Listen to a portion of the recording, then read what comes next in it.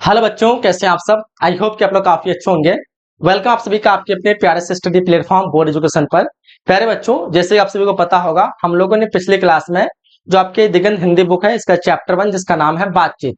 बातचीत के हम लोग संपूर्ण अर्थ को समझा था, लेखक परिचय को देखा था, साथ ही साथ उसके सारांश को देखा था। उसके बाद नेक्स्ट क्लास में हम लोग इस चैप्टर से बनने वाले सारे ऑब्जेक्टिव क्वेश्चन को कंप्लीट किया था। ठीक है, और आज हम लोग जो है कंप्लीट करने वाले हैं इस चैप्टर से बनने वाले सारे लॉन्ग क्वेश्चन यानी सब्जेक्टिव क्वेश्चन। ध्यान से देखना है, एक एक चीज को आप लोग को अच्छे से समझना है। मैं गारंटी देता हूं इस वीडियो को देखने के बाद आपके जो बनने वाले जितने भी सब्जेक्टिव क्वेश्चन वो सारे तो क्लियर होंगे ही, और बिल्कुल इंस्टेंट आप लोग को याद हो जाएगा। इसलिए आप लोग टेंशन नहीं लीजिए, बिलीव करिए, और आप लोग को ध्यान से अच्छी तरह से पूरी क्लास को एंड तक रहना है। सारी चीजें आप लोग को समझ में आ जाएगी। बाकी इसका नोट्स बोर्ड एजुकेशन एप्लीकेशन में एम्बेड कर दूंगा, तो आप लोग वहां से देख लीजिएगा। ठीक है, चलिए एक बार आप लोग बाद में रिवीजन भी कर लीजिए, एक बार मैं आपको समझा दे रहा हूँ। ठीक है, समझ जाइए। और जो हमारा चैप्टर का नाम है बातचीत है, और इसके लेखक कौन है, बालकृष्ण भट्ट है। ठीक है, इसमें हम लोगों को लगभग 6 आपके क्वेश्चन मिलेंगे, लॉन्ग क्वेश्चन। तो अच्छी तरह से आप लोग को सारे 6 क्वेश्चन को आप लोग को समझ जाना है, और बिल्कुल गारंटी करता हूँ आप लोग भूलिएगा नहीं, क्योंकि आसान सरल भाषा में मैंने इसको लिखा है आंसर। ध्यान दीजिएगा। पहला क्वेश्चन कह रहा है हम लोग को, अगर हम में वाक शक्ति ना होती तो क्या होता। इमेजिन करें हमारे अंदर वो बोलने की शक्ति, वाक शक्ति मतलब बोलने की शक्ति अगर ना होती तो क्या होता। बिल्कुल इजी सा सिंपल सा क्वेश्चन है। नहीं होता तो समझ पा रहे हैं आप लोग, पूरी दुनिया शांत लगती। ठीक है, लोग किसी से बात नहीं कर पाते, नहीं अपनी जो खुशी दुख जो है एक दूसरे को शेयर कर पाते, तो चुपचाप खामोश सा रहता पूरा दुनिया। यही तो होता। तो चलो आंसर किस तरह का है, ध्यान दीजिएगा। यदि हमारे पास बोलने की क्षमता ना होती तो ये पूरी दुनिया खामोश लगती, सभी लोग शांत बैठे रहते, और हम जो जो है बातें बोलकर अपनी खुशी और दुख का अनुभव करते हैं, वो बोलने की क्षमता के बिना हम नहीं कर पाते। हमारे पास वो बोलने की क्षमता नहीं होती, तो अपने जो खुशी दुख ये सब जो है किसी को शेयर नहीं कर पाते। तो क्लियर है, आपको समझ में आ गई पहला क्वेश्चन। ठीक है, आगे बढ़ते हैं। नेक्स्ट क्वेश्चन को देखिएगा। अगला क्वेश्चन आपको पूछा जा रहा है बातचीत के संबंध में जो है वेन जॉनसन जो है और एडिसन के क्या विचार है, यानी वेन जॉनसन क्या कहते हैं और एडिसन जो है क्या कहते हैं। ठीक है, ध्यान दीजिएगा। बातचीत के बारे में वेन जॉनसन का कहना है कि किसी व्यक्ति के असली स्वभाव को समझने के लिए उसकी बातें को सुनना जरूरी है। अगर मुझे किसी व्यक्ति के बारे में जानना है, उससे बातचीत करना जरूरी है।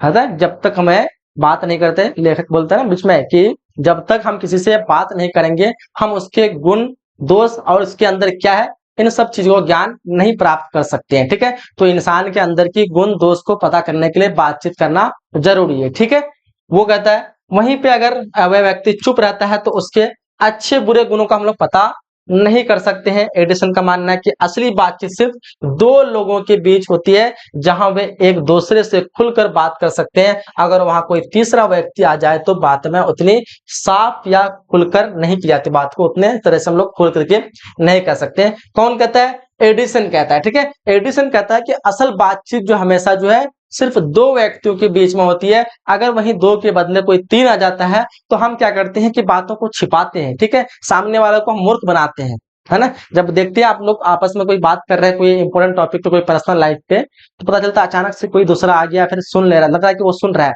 तो हम लोग क्या कर रहे हैं, बात को आप बदल रहे हैं, यानी उसको मूर्ख बनाने की कोशिश कर रहे हैं कि हम लोग किसी और टॉपिक पे बात कर रहे थे।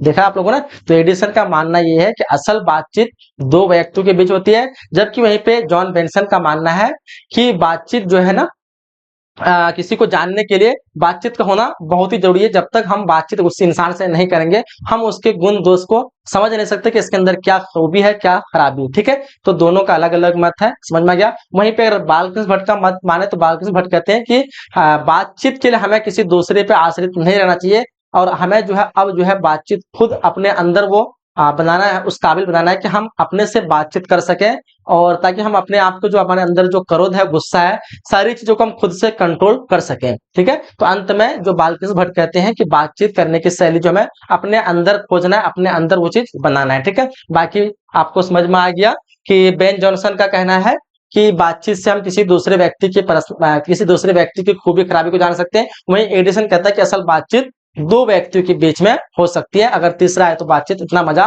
नहीं आता है। ठीक है, तो समझ में आ गया तीनों का राय, बट यहाँ पे आपको दो के बारे में पूछ रहा है, दोनों को मैंने आपको समझा दिया। फिर हम लोग को आर्ट ऑफ कन्वर्सेशन क्या है।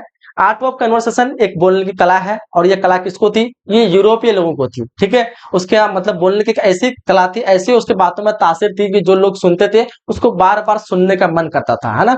उसके बातों में इस प्रकार की कुछ लुभावना वाली बात होती थी कि मन करता है कि बार बार सुने, उससे बार बार बात करें। ठीक है, तो कहता है आर्ट ऑफ कन्वर्सेशन क्या है, ये एक ऐसी बात करने की कला है जिससे बातचीत के दौरान चतुराई के साथ जो है प्रसंग छोड़े जाते हैं, ऐसी लुभावने वाली बातें छोड़ी जाती है जिससे सुनने वाले को बहुत आनंद मिलता है। ये कला यूरोप के लोगों में ज्यादा पाई जाती है। तो आपको समझ में आ गया आर्ट्स ऑफ कन्वर्सेशन का मतलब। ठीक है, चलिए आगे देखते हैं।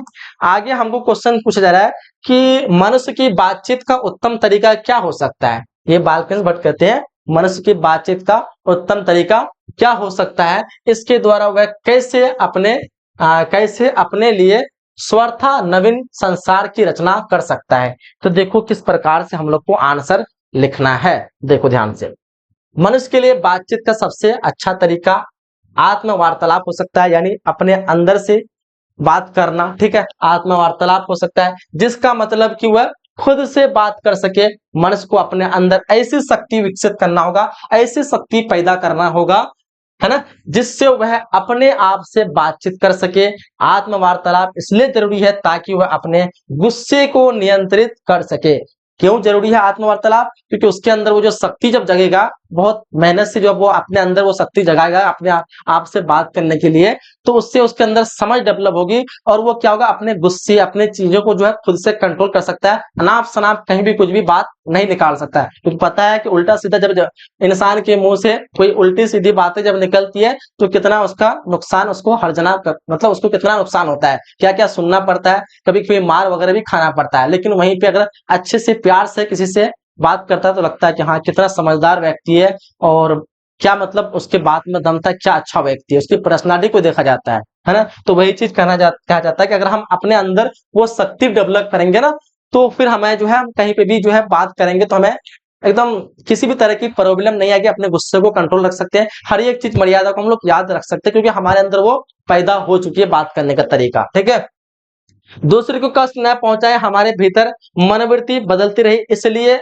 खुद से बात करना हमें यह समझने में मदद करता है कि हमें कैसे प्रतिक्रिया करनी चाहिए। ठीक है, इंसान को अपनी जुबान पर काबू रखना चाहिए और अपनी मीठी बातों से दूसरे को खुश करना चाहिए। ऐसा करने से न तो किसी के साथ कोई करवाहट होगी और न ही कोई दुश्मनी, इससे दुनिया और भी खूबसूरत हो जाएगी। यही बातचीत का सबसे अच्छा तरीका है। ठीक है, समझ में आ गया? एक बार मैं फिर समझा देता हूं। लेखक बालकृष्ण भट्ट कहते हैं कि जो व्यक्ति है उसको बातचीत जो है वो खुद से करना चाहिए, अपने अंदर वो चीजें जगाने चाहिए, क्यूरियोसिटी जगाना चाहिए, जिससे उसको समझ आए कि मुझे किस प्रकार से बातचीत करना है। उससे अपने गुस्सा को कंट्रोल रखता है, अनाप शनाप चीजें जो है लोगों के साथ नहीं बोल पाता है। ठीक है, उसको समझ होती है, अगर अनाप शनाप बोलेगा तो क्या होगा, लोगों को मन में करवाहट पहुंचा सकती है, लोगों को हर्ट करा सकता है। लेकिन वही अगर उत्तम तरीका वो सीख लेता है बातचीत करने का, तो लोग उसकी तारीफ करेगा, लोग उसकी बुराई करेगा, उसके नाम करेगा। ठीक है, तो ये सारी चीजें जो हमें कैसे मिलेगा, जब हम खुद से बातचीत करते हैं। तो ये किसका मत है? ये बालकृष्ण भट्ट का है। ठीक है, याद रहेगा। आगे देखिएगा, कह रहा हम लोग को व्याख्या करें। ठीक है, व्याख्या में हम लोग को 2 व्याख्या आपको इस चैप्टर में दिए गए हैं, लाइन दिए जाएंगे आपके एग्जाम में, उसका आपको व्याख्या करना पड़ता है। ठीक है, जैसे पहला लाइन है, हमारी भीतर मनोवृत्ति नए नए रंग दिखाती है, वह परमचात्मक संसार का एक बड़ा भारी आईना है, जिससे जैसे चाहो वैसी सूरत देख लेना कोई दुर्घट बात नहीं है। इस पंक्ति को आप लोग को समझाना है, क्या कहना चाहते हैं इस पंक्ति के द्वारा। तो ध्यान दीजिएगा, यह पंक्ति बालकृष्ण भट्ट द्वारा लिखित पाठ बातचीत से ली गई है। इस तरह आप लोग को आंसर लिखना है। मनुष्य का आंतरिक मनोभाव हर क्षण नए नए रंग दिखलाता है। कहता है कि मनुष्य के जो है अंदर की जो भावना होती है हमेशा अलग अलग रंग दिखता है, अलग अलग तरह की चीजें सोचता है। ठीक है, मतलब उसमें नए नए विचार आते रहते हैं। ये दुनियादारी से भरा संसार एक बड़ा आईना है। ये दुनियादारी से भरा एक संसार जो एक बड़ा सा क्या है, आईना है। उसमें लोग जैसे होकर दिखता है उसको वैसे ही दिखाई देता है। ठीक है, जिसमें ऐसी घटनाएं भी देखी जा सकती है जिनकी हमें उम्मीद नहीं थी। इसका मतलब हमारा आंतरिक मनोभाव हमें दुनिया के सभी अच्छे बुरे कामों से अवागाम कराते हैं। हम जब दुनिया को एक आईने के रूप में देखते हैं, पहली तो चीज हम जैसे लोगों के बारे में सोचते हैं हमें वैसे ही नजर आती है, और जब हम दुनिया को देखते हैं तो कुछ कुछ ऐसी घटनाएं मुझे दिखती है जो हम लोग कभी सोचे भी नहीं थे कि ऐसा भी हो सकता है किसी के साथ। ठीक है, तो यही पंक्ति के द्वारा ये सारी चीजें कहना चाहता है, दुनिया को एक आईना बताया है। ठीक है, आगे देखिएगा, कह रहा है कि सच है जब मनुष्य बोलता नहीं तब तक उसका गुण दोष प्रकट नहीं होता है। इसको समझाना है। तो देखो कैसे हम लिखेंगे इसका आंसर।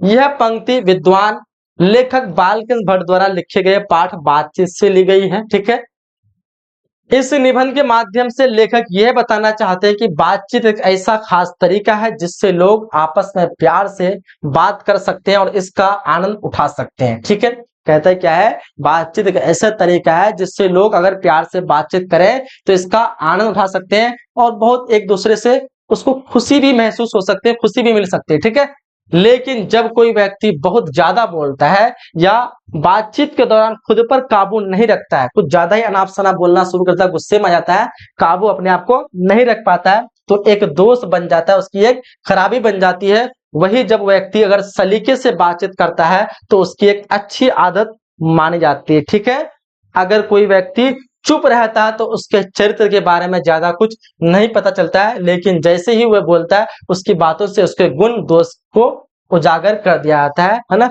जैसे इंसान अगर चुप रहता है, ये भी बताया गया है, जो कि अगर कोई व्यक्ति अगर चुप रहता है तो उसके हम लोग गुण दोष बारे में नहीं जान सकते, लेकिन जैसे ही वो मुंह खोलता है तो हमें पता चल जाता है वो किस नेचर का व्यक्ति है। ठीक है, साथ ही साथ कहा जाता है कि इंसान की बात करने का तरीका से हम उसके जो है पता चलता है कि इसकी दोष क्या है, और अगर वही अच्छे तरीके से बात करता है तो हम उसे एक अच्छा इंसान मानते हैं, उसको अच्छा एक व्यक्ति मानते हैं। ठीक है, वही चीज मतलब है इस सेंटेंस का जो आपको पूछा जाएगा कि सच है जब तक मनुष्य बोलता नहीं तब तक उसका गुण दोष प्रकट नहीं होता है ना। सच है जब तक मनुष्य बोलता नहीं, अगर व्यक्ति अगर नहीं बोलेगा तो क्या उसके अंदर के गुण दोष प्रकट हो सकता है? नहीं ना, बोलने से ही होता है। याद है ना, बोलने से ही मनुष्य की साक्षात्कार होती है, उसके अंदर की भावनाएं को हम लोग जान सकते हैं। ठीक है, तो हम लोगों का इस चैप्टर से बनने वाले जो 6 क्वेश्चन थे, हम लोग सारे 6 क्वेश्चन को जो है टोटल कंप्लीटली कवर कर चुके हैं। ठीक है, बाकी वीडियो काफी छोटा था क्योंकि 6 ही क्वेश्चन था।